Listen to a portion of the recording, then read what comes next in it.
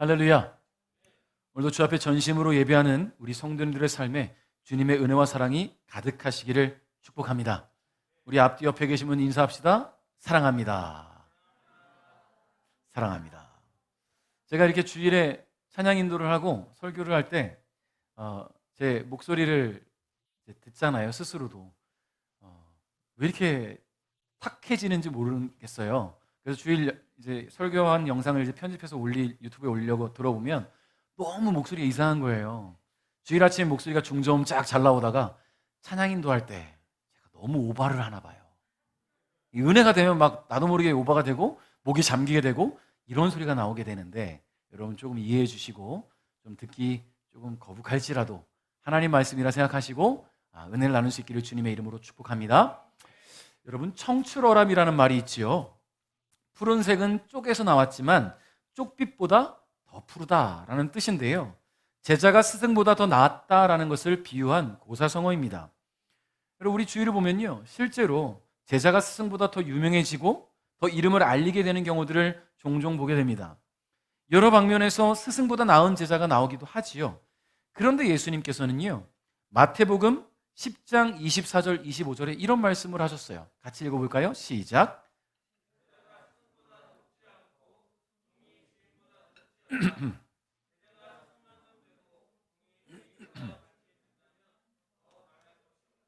아멘.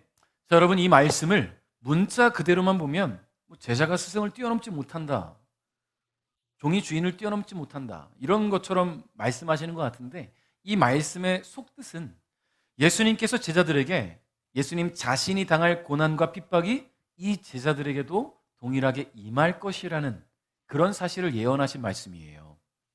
자, 그러나 안타깝게도 예수님의 제자들은 예수님께서 이 땅에서 거절당하시고 고난당하실 것이라는 사실과 더욱이 자신들이 그런 스승의 뒤를 따라 고난당할 거라고는 전혀 예상하지 못하고 있어요. 그래서 예수님께서는 제자가 스승만큼 되고 종이 주인과 같이 된다면 더 바랄 것이 없다라고 말씀하시는 거예요. 예수님의 제자들이 예수님을 3년 동안 열심히 따라다녔다면 그 고난과 고통도, 또 그 이후에 주님 주시는 축복과 은혜를 경험할 것도 이 제자들에게 그대로 임했으면 좋겠는데 라는 것이죠. 여러분, 제자는요, 스승의 뒤를 따릅니다. 스승으로부터 지식과 기술을 배워간다면 그것을 배워가는 과정에 막 수월하게 막 되지 않아요. 그죠? 고통과 고난도 분명히 따라온다라는 거예요. 여러분, 생활의 달인 같은 데 보시면 막 2대, 3대 부모님의 아버지의 그 기술을 자녀가 물려받고 또 그 자녀가 물려받고, 이게 보고 배운다고 순식간에 되는 게 아니라 피를 깎는, 죄송해요. 피를 토하는, 피를 어떻게 깎아? 피를 토하고 뼈를 깎는 고통이 있어야 그 자리에 올 수 있다는 거죠. 피를 깎으면 안 되죠. 자, 그렇다는 것은 스승이 성공해서 이름을 알렸다고 해서 나는 그의 제자니까 나도 한 방에 성공할 수 있다, 그렇지 않아요. 고통이 뒤따른다라는 거예요. 뼈를 깎는 고통이 뒤따른다라는 것입니다. 나는 고통 없이 성공해야지? 절대 성공할 수 없어요. 여러분, 스승이 그 자리에 그 정도의 내공을 갖게 된 데에는요, 그만한 이유가 있다는 것을 잊어서는 안 된다는 것입니다. 그러므로 제자는 스승의 뒤를 따라가야 된다는 거예요. 아무리 따라가려고 해도 못 미친 만큼 스승은 멀리 가는 것 같죠.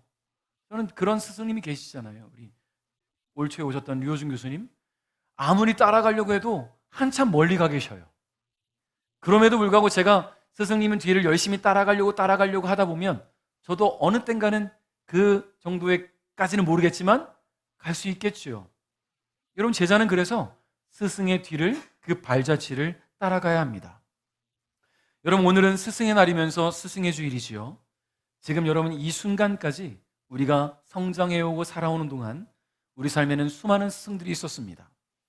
살아가는 법을 하나하나 차근차근 알려주신 우리 부모님을 시작으로 지식과 알을 전해주셨던 우리 학교 선생님들, 또 공동체에 살아남는 법을 알게 해준 선배나 상사, 그리고 또 하나님 말씀을 알려주시면서 영적인 삶의 비밀을 알려주신 주일학교 선생님이나 또 목사님들이 계셨어요. 여러분, 오늘 우리는 그분들이 나의 삶의 스승이었다는 것을 잊어서는 안 됩니다. 할렐루야. 제자는 스승을 기억해야 돼요. 자, 오늘 본문에는요, 우리가 잘 아는 스승과 제자가 등장합니다. 이스라엘 최고의 선지자라 인정되는 엘리야와 그의 제자 엘리사의 이야기가 기록되어 있어요. 여러분, 엘리야 하면 떠오르는 사건이 있으십니까?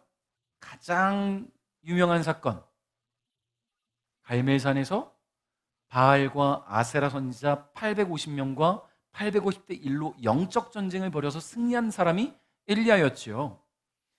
자, 그가 가진 영적 권능은요, 사람에게 이게 도대체 가능한 일일까 싶을 만큼 놀라운 일이었어요. 아주 경이로운 일이었습니다. 그런 엘리야에게는 제자가 있었는데 그 사람의 이름이 엘리사였습니다. 여러분, 엘리사 역시 이스라엘 역사 가운데 아주 높이 평가받는 선지자인데요, 오늘 본문에 하나님께서는 엘리야를 하나님 품에 안으시기 위해서, 부르시기 위해서 그의 길을 인도해 가시는 과정을 볼 수가 있습니다. 우리 1절 함께 읽겠습니다. 시작.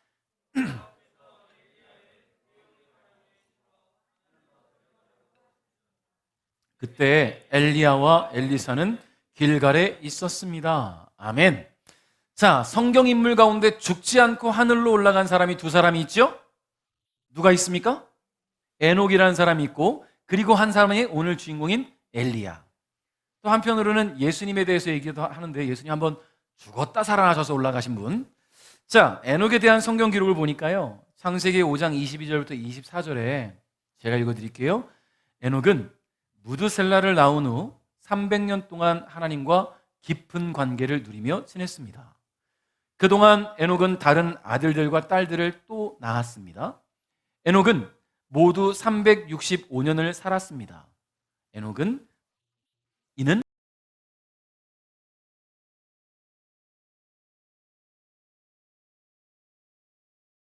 하나님께서 그를 데려가셨기 때문입니다. 라고 기록되어 있어요. 자, 에녹이 300년 동안 어떻게 살았다고 성경이 기록합니까? 하나님과 깊은 관계를 누리며 살았다. 여러분, 하나님과 깊은 관계를 누리며 살아가니까요, 하나님이 너무너무 보고 싶어서 죽음도 보지 않고 그냥 데려가신 거예요. 하나님과 깊은 관계를 누린 만큼 이 에녹이라는 사람은 하나님 뜻에 합당한 자로 살았다는 이야기입니다.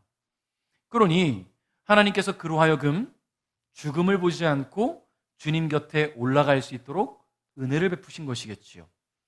여러분, 엘리야 역시 하나님 뜻에 순종하며 그 부르심에 합당한 삶을 살았습니다. 그래서 엘리야를 뭐라고 말하냐면 하나님의 사람이라고 말해요. 하나님의 사람. 주님의 명령에 따라 살던 엘리야 역시 에녹처럼 하나님께서 죽음 없이 데려가셨는데요, 그렇게 엘리야가 하나님 곁으로 가게 되는 그 모든 과정에 함께하고 있었던 사람이 있었어요. 그게 누굽니까? 바로 엘리사예요. 엘리사는 스승이 가는 길이라면 어디든 따라갈 준비가 되어 있던 사람입니다. 실제로 그렇게 스승의 발자취를 따랐고요. 2절 상반절 한번 읽어봅니다. 시작.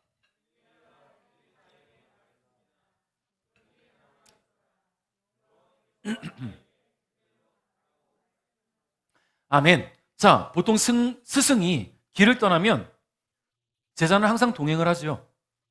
엘리사는 엘리야를 추종하는 수많은 선지자 후보생들 중에 하나가 아니라 엘리야의 유일한 제자이자 그의 사역과 사명, 그의 능력을 승계받을 단 한 사람이었습니다. 그렇기 때문에 그는 스승이 가는 곳이라면 어디든지 따라갈 준비가 되어 있었어요. 근데 스승 엘리야는요, 좀 서운한 소리를 해요. 엘리사에게 너는 길갈에 남아 있어라 라고 얘기해요. 여러분, 왜일까요? 이제 하나님의 부르심을 받아서 회오리 바람과 함께 하나님 곁으로 갈 엘리야가 왜 하나밖에 없는 제자의 동행을 거절하고 있을까요? 왜 그 자리에 머물도록 지시했을까?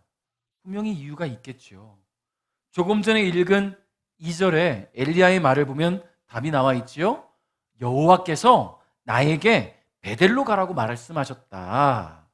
자, 이 말은 여호와 하나님께서 엘리야만 베델로 보내시기로 작정하셨다는 말씀입니다.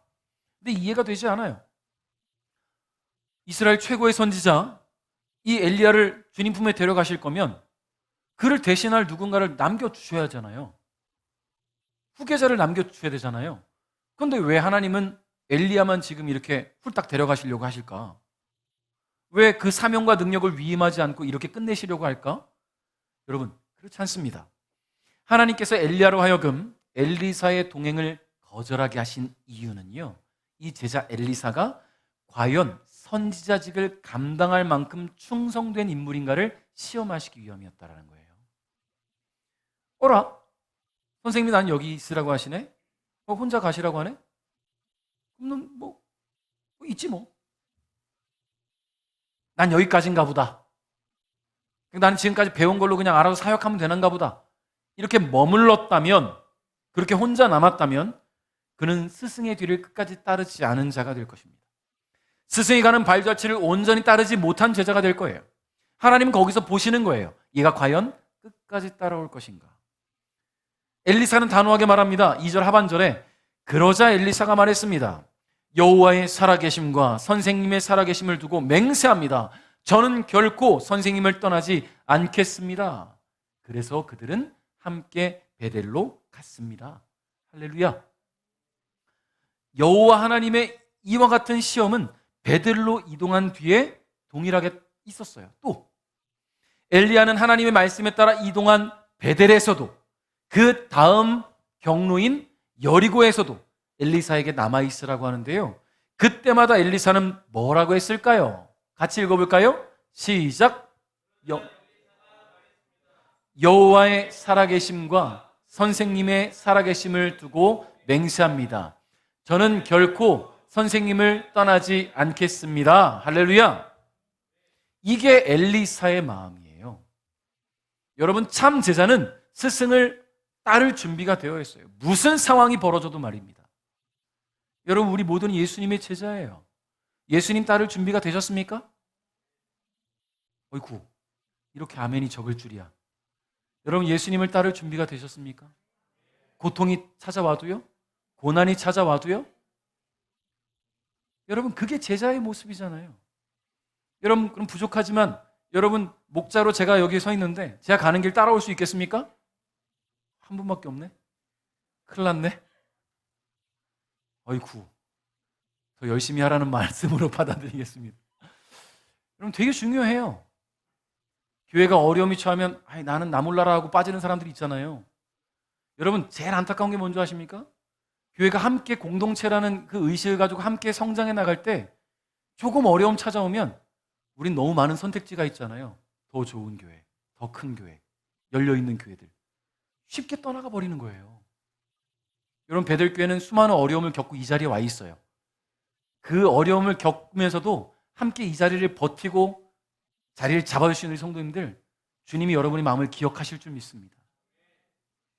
여러분이 이 자리를 지키신 것을 주님은 분명히 기억하실 것을 믿어요. 하나님이 그렇게 여러분의 삶을 축복하실 줄 믿습니다.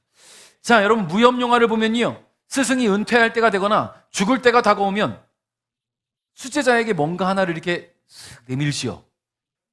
뭡니까? 유서? 아니죠. 그 종파의 비급을 수제자에게만 내려주잖아요. 태극권이라면 이 태극권의 비급을 수제자에게만 내려주는 거예요. 당랑권이라면 당랑권의 비급을 수제자에게만, 다른 제자들에게 다 알려줄 수는 있지만 수제자에게만 이 비급을 주는 이유가 뭡니까? 이놈 저놈 다 비급을 알려주면 짝퉁이 나올 수 있어요. 너도 나도 지가 후계자래요.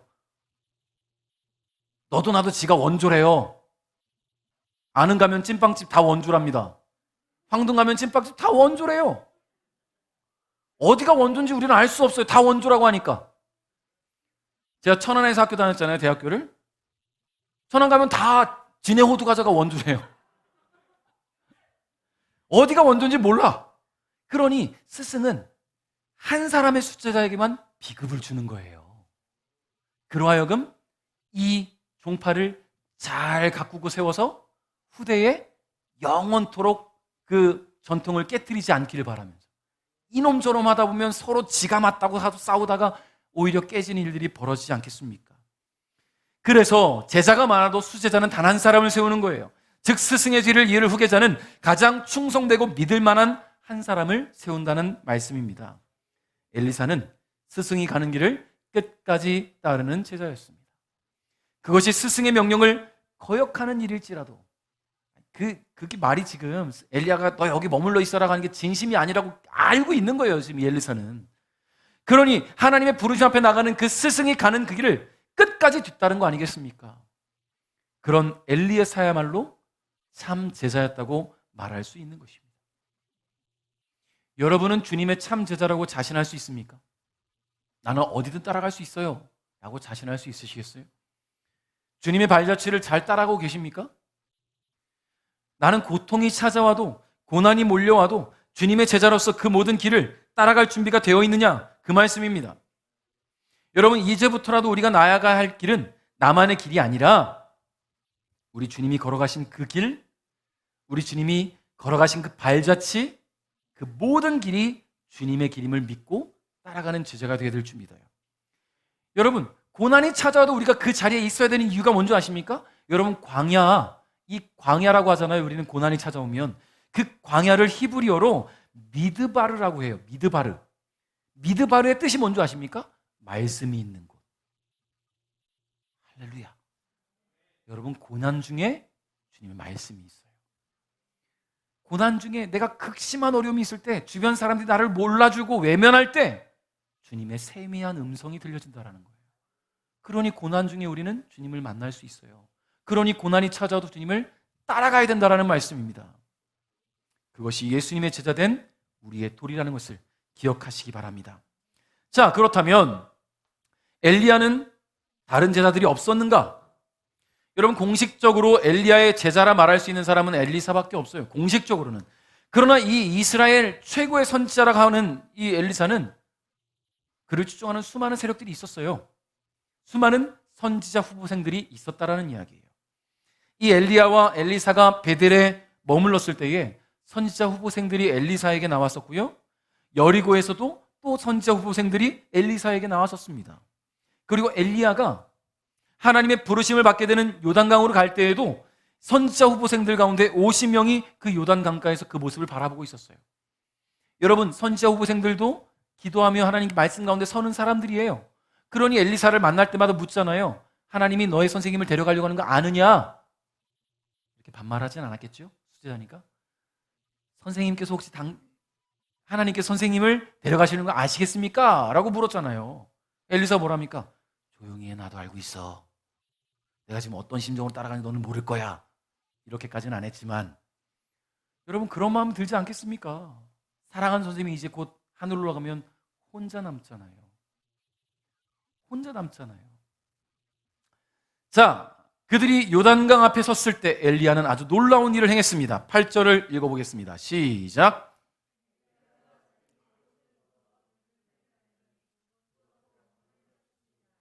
그러자 강물이 양쪽으로 갈라졌습니다. 엘리야와 엘리사는 강물 사이로 드러난 마른 땅 위로 강을 건넜습니다. 할렐루야. 자, 우리는 성경 속에서 물이 갈라져 마른 땅을 건넜던 사건들도 기억하지요? 자, 첫 번째 기억하는 사건 뭐가 있습니까? 뭐 하는 거예요, 지금? 누가 마이크를 들었더니 물이 갈라졌어요? 주의 지팡이를 모세가 들었더니 홍해가 갈라졌어요. 그러니 이스라엘 백성들이 마른 땅을 걸었다라고 성경에 기록하지요. 자, 또 한 사건이 있습니다. 뭐죠? 그렇죠. 왜 말을 안 하죠? 요단강 앞에 섰을 때, 여호수아와 이스라엘 백성들이 요단강 앞에 섰을 때 제사장들이 언약궤를 메고 요단강 안에 들어갔더니 물이 멈췄어요. 법궤를 중심으로 물이 멈춰서 이스라엘 백성들이 마른 땅으로 건너갈 수가 있었지요. 자, 두 사건 모두 뭔가 되게 웅장해요. 특히 이 예전 영화 중에 10개라는 영화 보신 분들 많죠.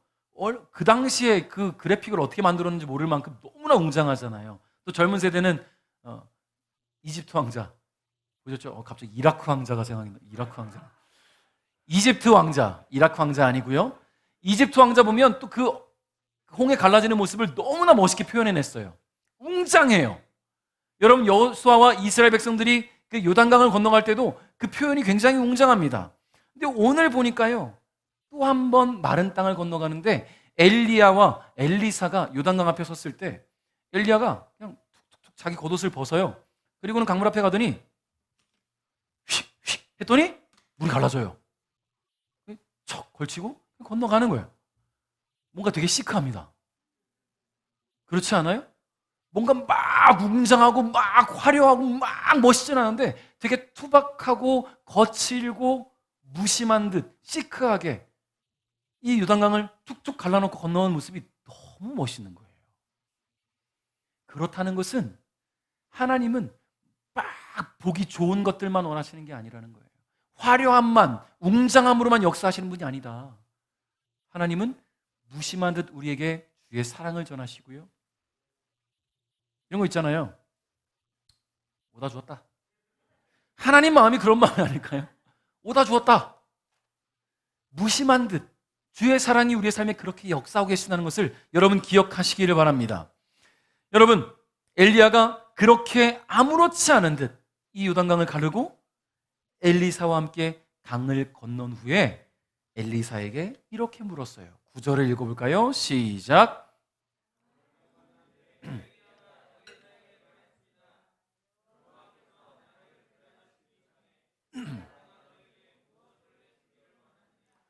엘리사가 말했습니다. 선생님의 영적인 능력의 2배를 나에게 주십시오. 아멘. 자, 엘리사가 구한 것은 스승이 가지고 있었던 영적인 능력, 하나님이 부여하신 권능의 2배였습니다. 지금 이 무심한 듯 툭툭 봤잖아요. 갈멜산에서 850명 대 1로 싸워도 쫄지 않고 이겨내는 거 봤잖아요. 기도했더니 3년 6개월 동안 비가 안 내리는 거 봤잖아요. 그러니 그거의 2배면 엘리사가 기도하면 3년 6개월에 2배면 7년 2개월인가요? 7년 2개월 비가 안 오게 할 수 있네요. 850명의 2배랑 싸워도 이기겠네요. 여러분, 내가 선생님을 넘어서고 싶습니다. 내가 선생님보다 더 뛰어난 선지자가 될 겁니다. 이런 의미가 아니에요. 2배라는 표현을 쓸 만큼 나는 지금 선생님의 영적인 능력이 간절히 필요합니다. 선생님이 계시지 않다면 나 아무것도 할 수 없습니다. 선생님이 가졌던 이 하나님이 주시는 영적 권능이 나에게도 있기 원합니다. 이게 엘리사의 지금 본심이에요. 제자는 스승의 모든 것을 닮아가기 원하죠. 아니, 닮아가야 합니다. 제자라면. 스승이 가지고 있는 사명과 능력, 그리고 그가 걸어온 그 모든 발자취를 닮아가야 되는 거예요. 그것이 제자의 길입니다. 엘리야는 그런 제자 엘리사에게 여호와 하나님께서 자신을 데려가는 것을 보면 그 구한 것을 받을 것이라고 말했어요.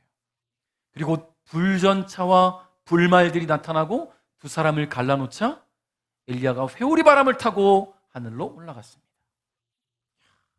눈앞에서 하늘로 올라가는 스승을 바라보는 엘리사의 마음은 어땠을까요? 여러분 생각해 보신 적 있으세요? 그 모습을 바라보고 있는 엘리사. 말씀을 준비하면서 좀 깊이 생각해 봤어요. 내가 엘리사였다면, 내가 그 의지하고 함께하면서 수많은 것들을 보고 배웠던 이 스승이, 내가 유일하게 의지했던 스승이 눈앞에서 하늘로 올라가는 거예요. 공허했을까요? 부러웠을까요? 스승의 뒤만 따라가면 놀라운 기적이 펼쳐졌잖아요. 그래서 늘 의지가 되고 힘이 됐는데 이제 그 스승님이 함께 계시지 않으니 공허할 수 있겠다. 허탈할 수 있겠다. 그리고 하나님의 사람으로 하나님의 능력을 행하다가 죽음조차 경험하지 않고 하나님께서 데려가시니 부러울 수도 있겠다. 두 가지 마음이 공존할 수 있겠다라는 생각이 드는 거예요. 저는 인간적으로. 사랑하는 스승이 떠난 하늘을 바라보던 엘리야가 자기 옷을 2조각으로 찢었습니다. 여러분, 당시 히브리인들은요, 극심한 슬픔에 빠질 때 자신의 옷을 찢었어요. 그래서 그 슬픔을 표현했습니다. 엘리사는 슬픔을 뒤로한 채 엘리사가 떨어뜨리고 간 겉옷. 여러분, 이 겉옷은 뭐예요? 아까 벗어서 휙휙. 자, 이 겉옷만 있으면 뭐든지 할 수 있습니까? 이 겉옷에 그 능력이 있습니까? 겉옷은 겉옷일 뿐이에요. 그 옷에 능력이 담겨 있는 게 아니에요. 그런데 엘리사가 그 옷을 짚고 요단강 앞에 섰을 때 여전히 강물은 흐르고 있어요. 아까는 엘리야의 영적 능력으로 마른 땅을 건넜는데 이제는 스승의 능력이 눈앞에 없어요. 이제 엘리사는 홀로 서기를 해야 됩니다. 요단강 앞에선 이 엘리사는 매우 중요한 시점에 와 있는 거예요. 매우 중요한 시점. 뭡니까? 지금까지 능력 있는 스승의 곁에서 제자의 한 사람으로 서 있던 그가 이제는 한 사람의 선지자로 서야 되는 거예요. 수많은 제자들을 거느려야 되는 사람이 되는 거예요. 수많은 사람들에게 말씀을 가르치고 전해주고 또 다른 선지자들을 세워야 되는 사람이 되는 거예요. 그러니 이제 한 사람의 선지자로 하나님의 사명을 부여받은 하나님의 사람으로 나서는 시작점이기 때문에 지금 이 자리가 너무 중요해요. 엘리사는 담대하게 요단강 앞에 섰습니다. 14절 읽겠습니다. 시작.